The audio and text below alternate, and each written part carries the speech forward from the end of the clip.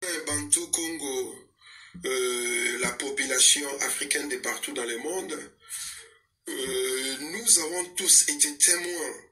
des propos dégradants tenus par le docteur Camille Locht, directeur de recherche à l'INSERM, et le docteur Jean-Paul Mira, chef de service de réanimation de l'hôpital Cochin, des propos d'un racisme inacceptable, d'un racisme inouï, des propos qui ramènent à faire croire au monde entier que la population africaine, la population de l'Afrique, serait considérée comme des cobayes où on viendrait tester des vaccins, des médicaments, des produits qui seront ensuite administrés à la population de l'Occident. Ces propos outrageants, touchant à l'humanité de l'Afrique et de sa population, nous ont obligés, nous, de la Renaissance du Congo, en consultation avec tous les membres de la résistance Congo, d'établir un dossier judiciaire et nous allons déposer plainte contre le docteur Camille Locht pour ses propos racistes et dégradants vis-à-vis de l'humanité noire, contre le docteur Jean-Paul Mira pour des propos inacceptables, des propos injurieux, des propos animalisants, chosifiant la population noire de l'Afrique. Nous devons faire comprendre l'essence de l'humanité à tous les vivants sur cette terre, que l'homme noir qui a été esclavagisé depuis le XIVe siècle, l'homme noir qui a été déporté depuis le XIVe siècle vers l'hémisphère ouest, l'homme noir qui a été assujetti, l'homme noir qui a été abruti, abattu durant 6 siècles, n'est plus l'homme noir d'aujourd'hui. Aujourd'hui, nous sommes de la génération consciente, cette génération qui ne va plus jamais se laisser faire. Voilà pourquoi nous allons déposer une plainte en bonne et due forme contre le docteur Camille Locht, directeur des recherches de l'INSERM, et contre le docteur Jean-Paul Mira, chef des services de réanimation de l'hôpital Cochin, pour des propos inacceptables tenus lors d'une émission sur la chaîne LCI le 1er avril 2020. En passant de surcroît, nous profitons de l'occasion pour interpeller, sensibiliser toute la population africaine de partout dans le monde, et en l'occurrence celle qui est dans les continents, à interpeller les leaders d'opinion, l'élite africaine, l'intelligence africaine, à ce qu'ils s'opposent à ces projets de vaccination qu'on veut administrer à la population africaine en premier. Nous pensons qu'il est non avenu la vaccination de la population africaine avec des produits que nous ne savons contrôler, que nous ne pouvons dire si ces produits sont bons pour la population ou non. Voilà pourquoi tous les leaders d'opinion, tous les éducateurs des masses, l'élite africaine de partout dans le monde, vous êtes appelés à prendre la parole et à dénoncer ces projets machiavéliques qui a pour objectif de stériliser, de réduire la population africaine, de rendre impuissante, de rendre inutile la population africaine. Voilà quelle est notre démarche. En tout cas, aujourd'hui,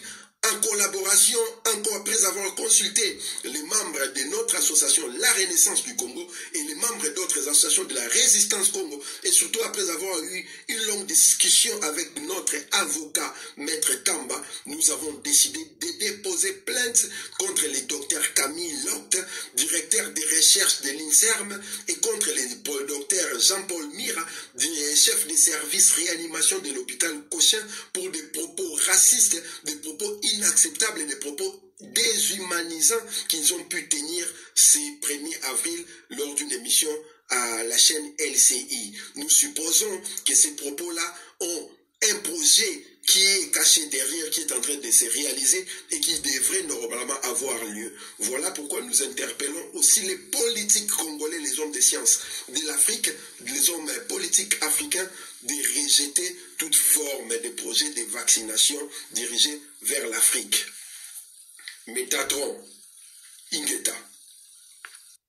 Bandeko Toyoki Tolandi Oyezali Zoro Bilele,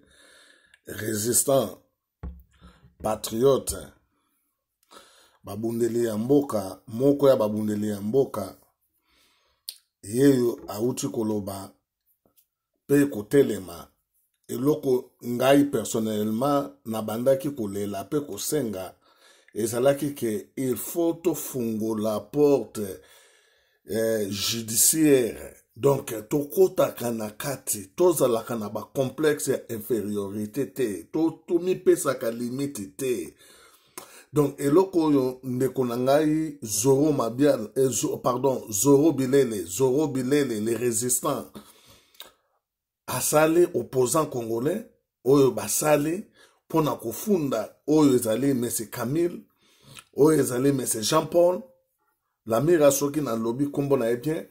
Donc bato oyo mibale ba oyo balobaki ke donc virus oyo ya coronavirus donc il faut batinda ba chercheur na bango bakende ko vacciner microbe na batu na Afrique pokuna salite ezalaka mingi donc microbe wana ekebimato ekesala makambo nango kuna. Voilà oyo ezali acte ya crime contre l'humanité. Donc ba preuve ezali ba audio oyo pardon ba video bango basali ba bwaki yango te ezali bandeko Zoro baza na yango ndenge moko pe otolobaki ke Bakagame, Kabila, Museveni, Zoé Kabila, Jeannette Kabila, il faut bazala déjà na CPI. Donc marche oyo ezali bien bandeko na biso tozali kosenga bino boza na Europe wana CPI ezali na Hollande na yebi ke bandeko mosusu ko bakoza dasi bakoti me comme ezali makambo ya ndako ya CC nyosto ezali ya kobimisa te mais soki dasi bokoti na kati vraiment donc félicitations na bino. Force ya Congo ezali diaspora, force ya Congo ezali opposition na lobaka yango pe nazali ko continuer ko loba opposition.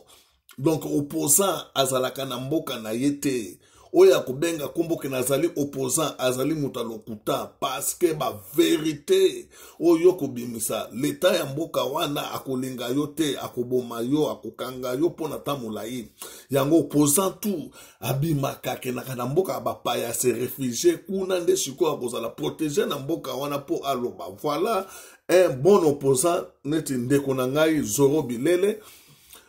basali ebele menaza kolobela Zoro Bilele na message oyo court apesi na biso bandeko ba africain de partout tolanda toyoka ye démarche nini basali sikoyo pona makambo eleki. Donc ezala bato mususu bazwaki yango message yango ba négliger yango bamona kaka ke aza mutaliboma eloko moko te mais makambo toute ezali ya ko négliger ndeko na ngai makambo toute ezali ya ko négliger. Moni ngai na vi na ngai nazalaka na afoka moko ayebisaka ngai américaine ayebisi ngai ke Roger il faut yeba eloko moko likama muke ezalaka te likama munene ezalaka te. Donc makambo tu eza makambo eloko wana etikala ngai. Donc eloko bandeko na nga o ba résistant opposant Zoro Bilele bosali félicitations ngai na supporter yango à 100% ezali façon ya ko éduquer bango. Omoni donc biloko basalaka na ba 14e siècle bakoki koya na yango te na ba 21e siècle ekesimba te. Omoni donc message na yo na gouvernement nini biso tozali na yango monsieur Zoro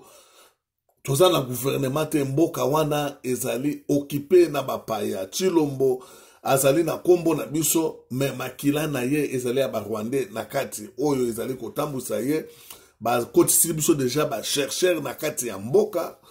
oyo bakoya shiko ko attaquer ba poubelle to ba fulo ezali éparpillé na étendue ya province en ville à Kinshasa pona ko détruire peuple na biso pona ko exterminer bango parce que ba mindele bazana boule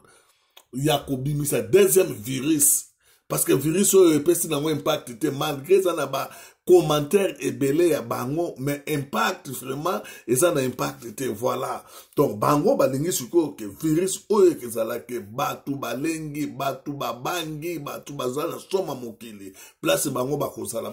basalela makambo bango yango moni nani docteur oyo mese Camille na mese Jean-Paul bango sikoyo ba bimisi oyo ezali kati na libumu na bango na kanda ndenge moko pe ministre oyo soki ya santé ya biso ya mboka oyo abimisaki deja eloko akoloba ke babanda deja ko vacciner batu na mois de mai lelo tomoni susu bagangeli ya zongi mbangu po ya ko changer ngo parce que dévoiler secret nzamba komi ko confondre batu oyo biso tokotika bango te bandeko tofunda tobanda kofunda eloko oyo mese Zoro Bilele basali ngai nazali tout à fait d'accord na bango. C'est comme ça maintenant. Donc, eke banda ko sala. Donc, eloko amuke ezali te, eloko amunene ezali te. Massacre o ezali na mboka na biso. Biso le photo telema na Bakagame, ba Museveni, ba tout wana photo telema na bango devant justice. Donc, mukolango, donc, soki justice wana ya ce pays, eke ezala inondé na biso tokouta de partout. Il faut tonda vraiment. Donc, j'ai jamais vraiment que te place ezalité. Tokoya vraiment, ko supporter o ezali makila na biso. Lelo oyo tokomi éparpillé juste pour na batu moko boye bazalaki na arme basimi mandoki na maboko na bango omoni bazui avantage ya mandoki oyo bamindele bapesi bango po ba hypothékaki ba matière première na biso pour na ko détruire peuple na biso pour na ko détruire biso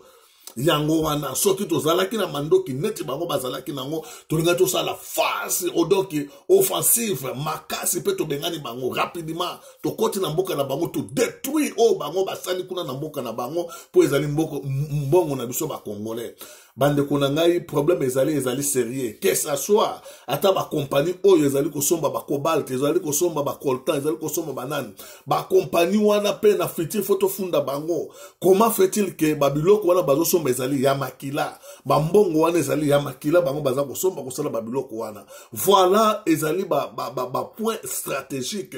oyo tokoki ko toucher pona ko stopper donc hémorragie oyo ezali ya est donc ko stopper oyo ezali balkanisation donc ezali moyen judiciaire oyo bino bobandi yango na monaki pe na ngamo mususu ya ba résistant Bokechu na monaki pe bango liboso susu c'est comme ça il fait à la bandeko donc c'est comme ça il fait à la félicitation na bino vraiment donc na sepeli ya mingi tokene nango bongo ata justice yango ezali corrompu mais tango ba lettre koti ebele et que bazali ko répondre bisote à ce moment là to bani ko sala ba marche avec des papiers na bango ya accusation que ba recevoir lettre na bisoti lelo oyo pourquoi bazo répondre bisote so que justice yango ezalaka justice moko vraiment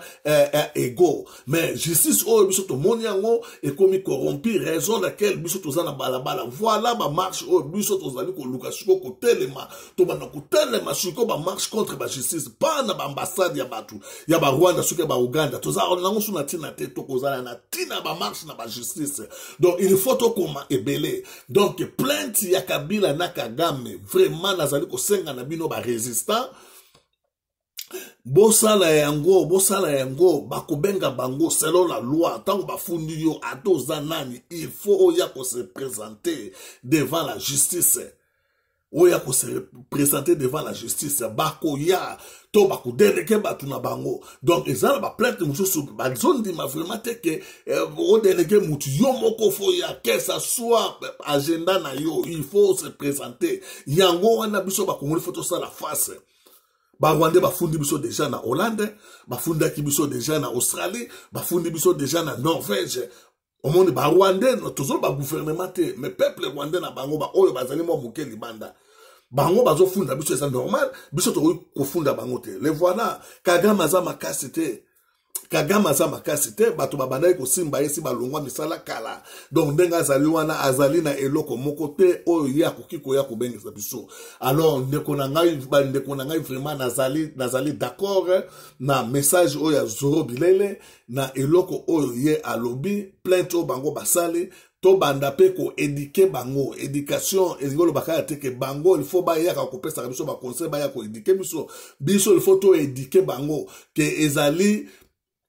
14e siècle te ezali 21e siècle. Donc koyelanga ba biloko yozolinga na koyelanga ite parce que ekesimba te to boy esprit ya dominance. Soki ba politicien kuna bazali kondima ke ba tchaka bango na ba pouvoir po ba dominaka likolo na bango génération na biso oyo toko boye yango. Donc makambo ba élection na bango biso tokota kate net ya biso bango ba koki kokota yango te. Donc il faut respect ezala mutuel. Donc je crois que message nanga pona lelo ezali wana na pesi ba congolais nyos tumbote kimia nzambe ezala na bino protection divine ezala kati na bino maladie oyo ya coronavirus eza ya biso te ezonga et place ya bato ba créer yango pona ko détruire monde ezongela bango coronavirus wana pe ekote la bango pe na bandako ndenge bandeko musu bakoti bana na bango pe bazwa yango pourquoi pas te bakufa parce que bato ebele ba perdre ba famille na bango mais ba o ba créer yango pe liwa yango ezongela bango ekote la bango donc message na ngai pona lelo ezali wana. Merci, bye.